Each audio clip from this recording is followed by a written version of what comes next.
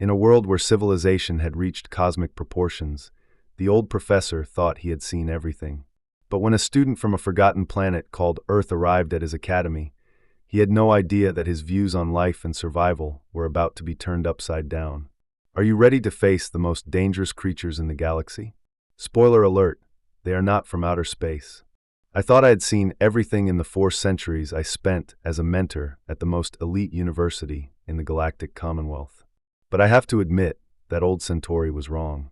Stellar Frontiers Academy, located on the crystalline peaks of the most enlightened planet in the galaxy, is so perfect that it has floating archives, gravity-defying lecture halls, and beverage-making devices capable of making elixirs for 85 different species of creatures.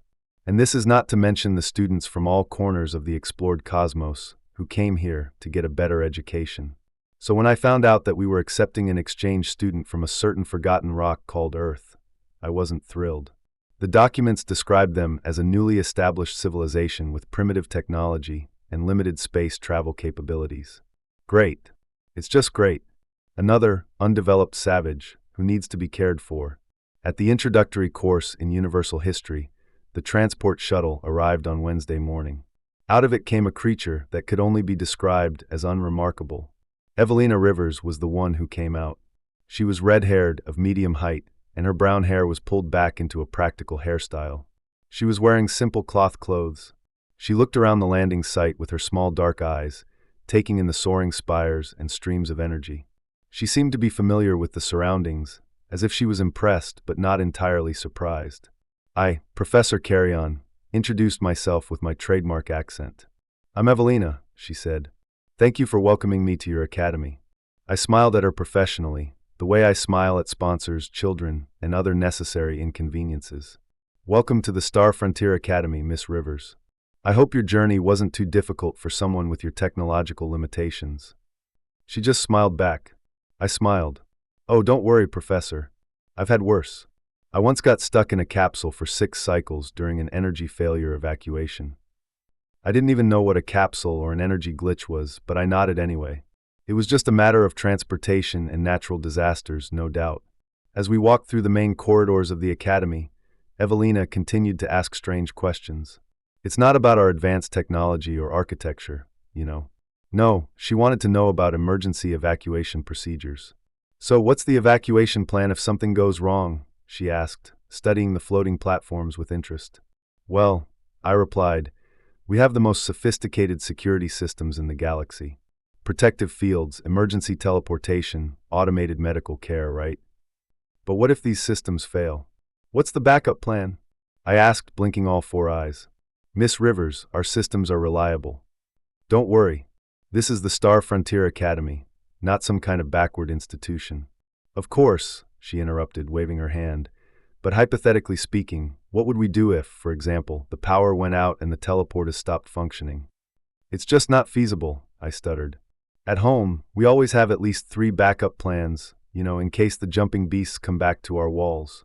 The other students we met along the way, young Flora from the Orion sector, a promising student, and 2 exchange students from the Atlas system, all stopped and stared at her. "Jumping beasts?" asked Flora, the crystallite, her voice ringing like wind chimes. "Oh yes," Evelina said casually, adjusting the strap of her bag. "Nasty little creatures. They look like koalas, but they jump out of the trees and attack you if you are not careful. Last year, we lost 3 neighbors to them 2 neighbors and Mrs. Henderson's cat." Evelina looked genuinely puzzled. "Professor, I have the scars to prove it," she said, pointing to the mark on her arm. I quickly intervened. "There's no need for that," I said, guiding the group toward the dorms. "Human folklore is really intriguing, I assure you. But let's take care of your accommodation first, shall we?" As we traveled, I decided to explore the cultural customs of Earth. It was obvious that these people had created an elaborate mythology to make sense of their primitive lives. Jumping beasts indeed. What will they come up with next? If only I had known then what I know now. If only I had been more attentive.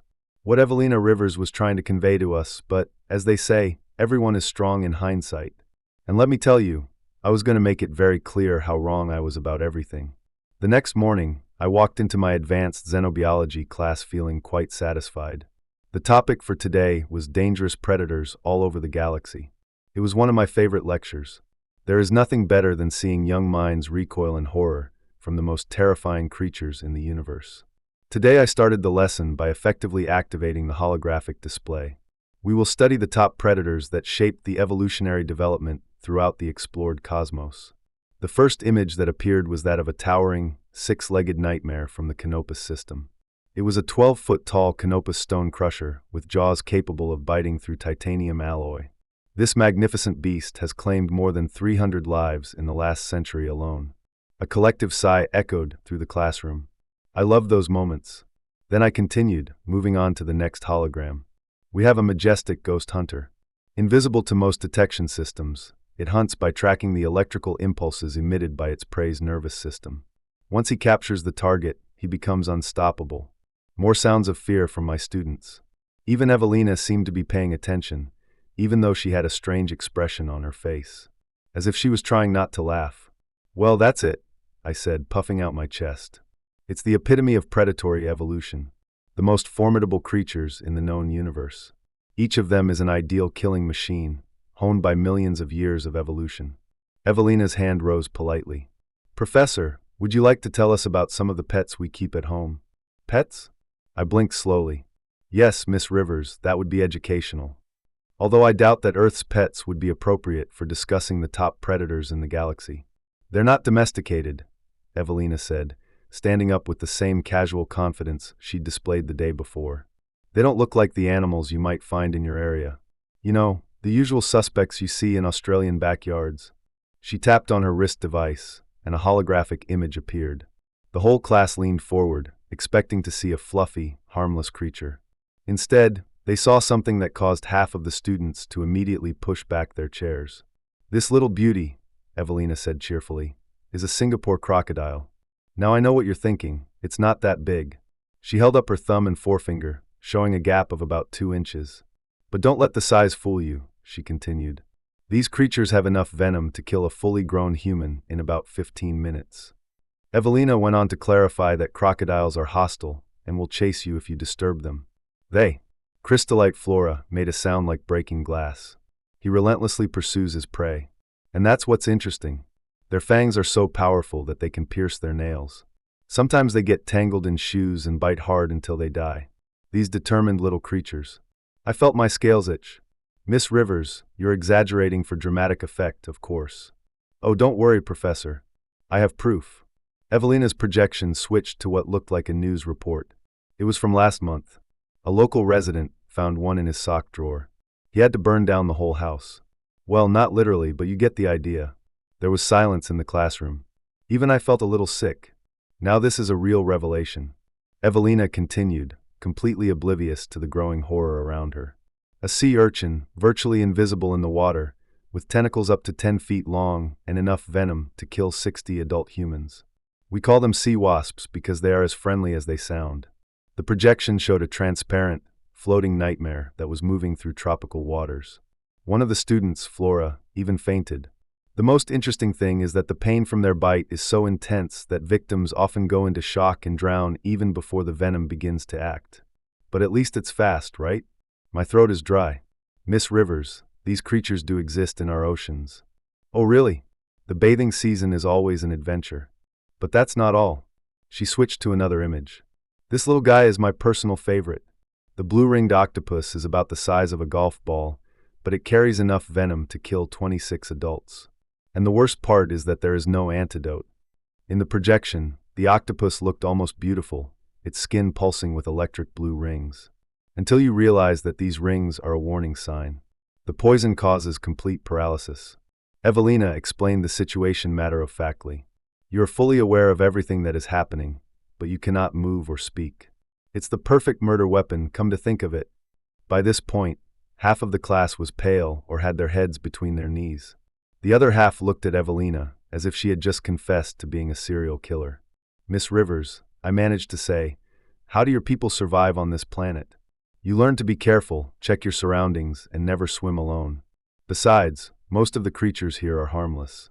Most of them are harmless. They're just friendly creatures around Singapore. You should see what we have in the hinterland. The silence that followed was so complete that you could hear a pin drop. If only someone was brave enough to move, of course. I looked at my holographic display of the most dangerous predators in the galaxy and felt a growing sense of unease, realizing that perhaps I had gone too far. I taught this lesson incorrectly. Miss Rivers, I said slowly, how many of these creatures live near your house? Oh, very much. These are just the ones that I can remember offhand. Do you want to see snakes? 2 days later, I was still having nightmares about blue-ringed octopuses. But being a dedicated teacher, I continued my lessons.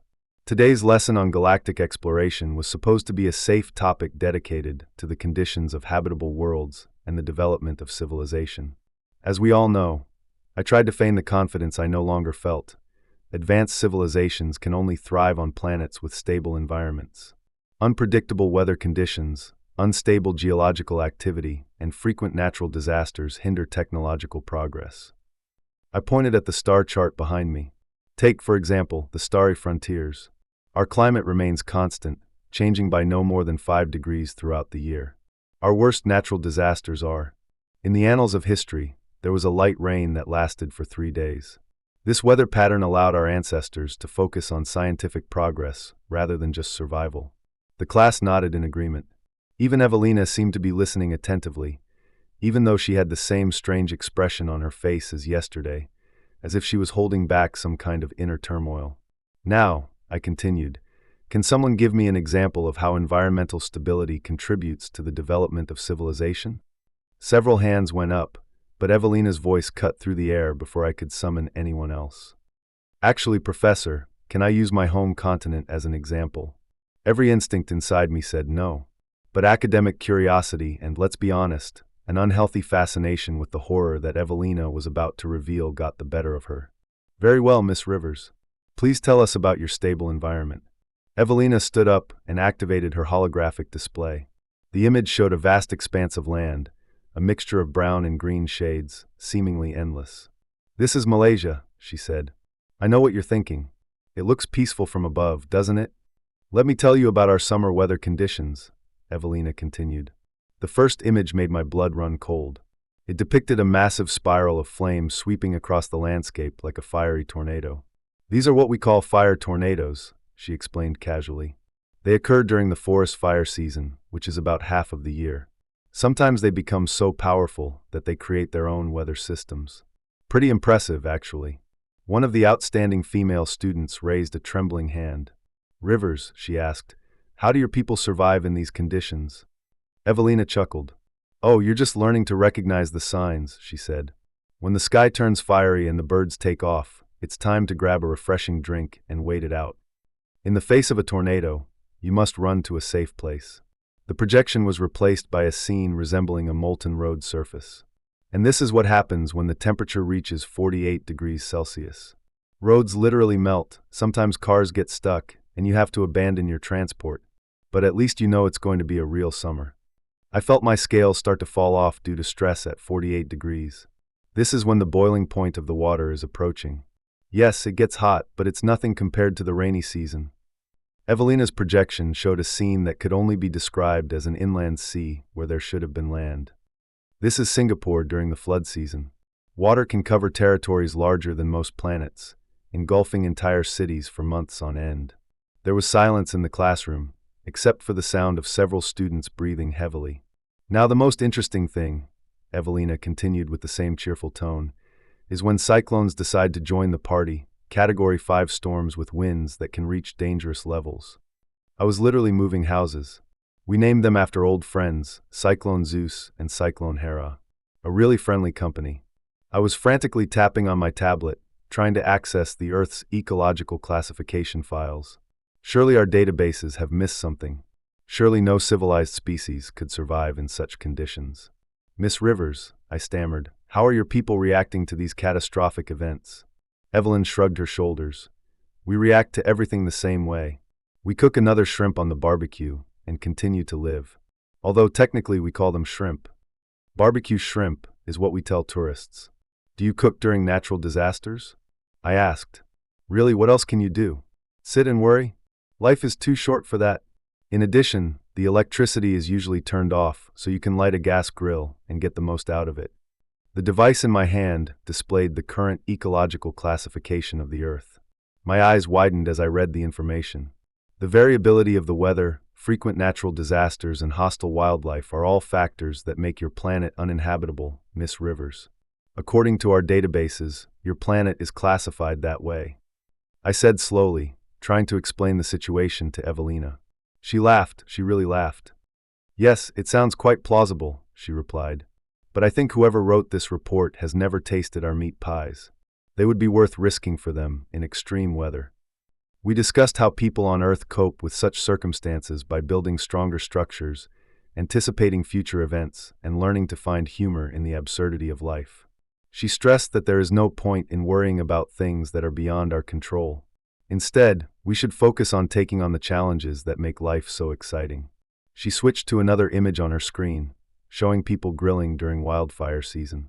This was filmed during the last major fire, she said, pointing to her Uncle Don flipping burgers while smoke billowed in the background. He said it was worth it, even if half the country was on fire. I stared at the image in complete disbelief. These people were grilling during an environmental disaster, and they seemed happy. Oh, and it's just summer, Evelina added with a discouragingly casual tone. The real fun starts in winter. The silence was broken only by the soft crying of one of the students. I looked at my carefully prepared lecture on a stable environment and the progress of civilization, then at the image of people happily roasting meat while their world burned around them. Perhaps it's time to review my curriculum. As the cultural exchange day approached, I seriously considered early retirement. But duty called, and besides, how much worse could things get? Famous last words. An amazing sight of galactic diversity unfolded in the Great Hall of the Academy, with floating silk banners from the Orion Collective. Overhead, crystal wind chimes played mesmerizing beautiful melodies from the Canopus system. The air itself shimmered with holographic art installations that reacted to the emotions of the audience. "Greetings, students and faculty," said Dean Cosmos Corinth, his voice echoing through the hall. "Today we celebrate our rich heritage, which makes our intergalactic community so diverse." The presentation started gracefully. The crystal delegation performed a subtle dance, creating a rainbow on the ceiling. Vaultec students demonstrated their traditional memory weaving by creating intricate mental tapestries spanning centuries. Even the notorious Atlas contingent shared their harmonic mathematical equations, which somehow brought a sense of calm to the room. Each presentation was more refined than the previous one. The last thing one would expect to find in ancient civilizations is earthly hospitality. That's what Evelina brought to the presentation. She was full of energy as she began unpacking her bag, filled with items that were part of her cultural traditions. "When guests come to us, we always serve them food," she clarified. "It's just a matter of being polite, you know." I felt a chill run down my spine, anticipating what was about to happen. Evelina held up a jar with a bright yellow label. "This is vegamite. It is a national treasure on Earth. Spread it on toast for a proper breakfast." She opened the jar, and a distinctive smell filled the air. The speaker described the aroma of fermented algae, which had been left in a sports sock for several months, as strong. He hit the audience like a physical force. Evelina continued, seemingly unaware that half the crowd was covering their noses. "I know what you're thinking. It has a strong smell," she said. "That's because it's high quality." She imagined what looked like slices of bread and began to spread a dark, viscous substance on them. The smell increased exponentially. She asked if anyone wanted to try it. The reaction was swift and unanimous. The students started to retreat, then quickly moved towards the exits, and finally they started running. Within a minute, everyone was gone except Evelina, me, and the 3 security staff, who were too shocked to move. "But I brought a milder version," Evelina shouted after the departing crowd, with sincere bewilderment on her face. "Wait until you try Jarks." I approached her cautiously, my breathing apparatus working at full power to filter out the poisonous miasma. "Miss Rivers, what is this substance? Is it vegamite?" "Oh, it's just yeast extract. You know, the remnants of brewing mixed with salt and vitamins add character. My mother always said, 'Do you eat brewing waste?' Absolutely. Although, I think it's an acquired taste. Here, try it." She handed me a piece of soiled bread. I jumped back so fast that I almost tripped. "Maybe we can move on to another aspect of your culture." "Of course, Professor. How about I show you some of our traditional games?" Evelina activated her holographic display, and suddenly the room was filled with images of what could only be described as ritualized violence. "It's rugby," she explained cheerfully when the game appeared on the screen. The projection depicted groups of people colliding with each other, clearly intending to cause physical harm. The goal is to move the ball to the opposite side of the field. It seems like a simple task. I watched in horror as man after man was attacked, crushed, and mistreated. Oh, Miss Rivers, it looks like a battlefield. However, this is just a friendly game. If you want to see something really intense, you should watch the Earth Soccer League. The projection switched to a more chaotic scene, where people were throwing themselves into the air and colliding with each other. The ZFL players look like flying tanks. Fascinating how they intentionally injure each other for entertainment. Indeed, it's not a real sport if no one is injured. It develops character and teaches resilience after a fall. Moreover, crowds love a good grip. The projection showed people cheering wildly for their teammates. The creatures were methodically exterminated on the playing field. Miss Rivers, I said, do you realize that most civilized beings consider violence undesirable? Evelina looked genuinely puzzled. But this is not violence, Professor, this is sport.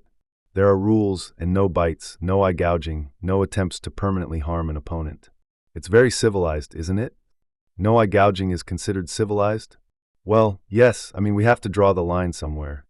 At that moment, my ancient survival instinct finally kicked in, the very instinct that helped my ancestors survive during the great predatory wars in the Xenatorian home system, the one that screamed. For the first time in my academic career, I seriously considered launching emergency evacuation protocols at the academy. Miss Rivers, I managed to say, perhaps we should continue this discussion.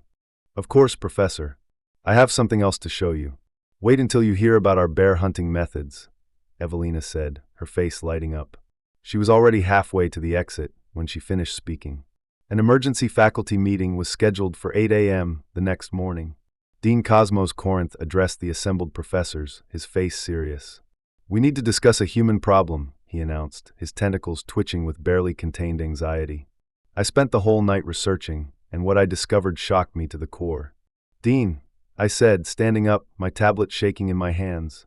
I've looked at the actual planetary classification of the Earth. According to the Galactic Survey Corps, Earth is not just a hostile planet, but a world of death, level 12. I paused to reflect on the consequences. Our homeworld, Xenatorian, is, by comparison, a level 1 paradise. There was a terrifying silence in the room. Then you learn how to make the most of your situation. Why not enjoy the little things while you can? The image changed, showing how people enjoy life despite the dangers they face. And finally, you learn to appreciate the simple things in life. After all, what's the point of worrying about the future when you can't control it? The projection now showed how people were enjoying life despite the dangers they faced. So, when everything around you is trying to kill you, you develop several survival mechanisms, she concluded.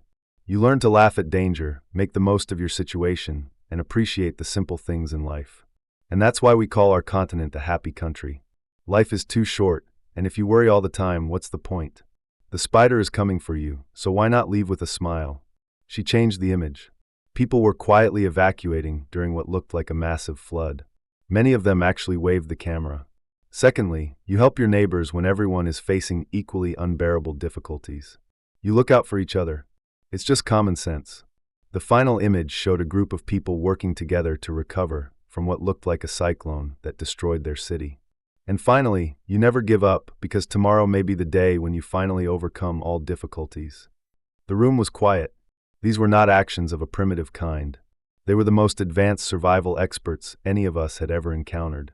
That's why we call it the Lucky Nation, Evelina concluded. Not because we're lucky to live there, but because living there has made us lucky enough to handle whatever the universe throws at us. She reached into her bag. And then I took out some packages. I brought some parting gifts for everyone. Woodmacks are for cookie lovers, don't worry, they are completely safe. I also brought some travel brochures in case anyone wants to visit Earth. The brochures say come and say hello below in small print, warning that they may contain dangerous wildlife, extreme weather conditions, and aggressive locals. Visit at your own risk. Oh, and before I forget, Evelina mentioned casually, I'm actually from Singapore, which is considered the safest part of the Earth. After a moment of silence, Evelina left, humming a tune about dancing with Matilda. When I realized the truth, I realized that people weren't primitive at all. We were the most advanced species in the universe, evolving in a different direction than the rest. While we've been developing technologies to make life easier, Humans have developed something much more valuable: the ability to adapt and thrive in any situation. The unattainable seemed within reach, and this realization filled me with horror as I scanned the guidebook.